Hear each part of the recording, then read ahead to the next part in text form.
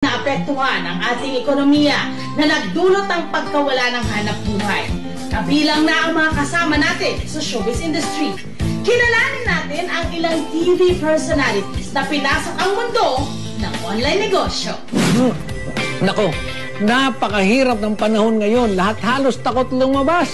Baka makapitan ng virus. Napansin namin ang pagkain at online ang trending ngayon. Nung makita namin sa Facebook yung Siomai King online franchise na negosyo, sinubukan namin itong mag-asawa. Imagine, sa maliit na kapital, may franchise negosyo ka na online na pwede kang magbenta ng 7 concepts. May siomai, may siopaw, flavored fries, stir-fried noodles, burger, lechon manok, at pati beef pares at sisig.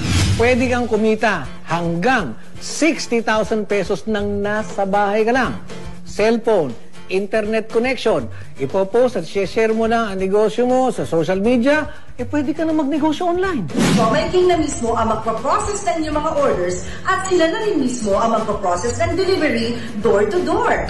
Nabuo namin tong online franchise business na concept dahil nakita namin yung opportunity na online ang napapanahon na negosyo itong pandemic.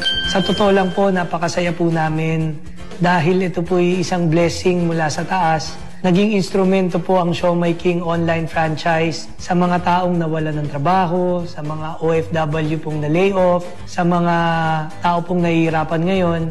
Nakapagbigay po ito ng opportunity sa lahat po ng tao na ang mahalaga po rito is kahit nasa bahay lang po sila, nabigyan sila ng alternatibong pagkakakitaan.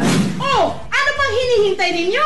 Visit www.siomaiking.ph para masimulan nyo na ang inyong online negosyo.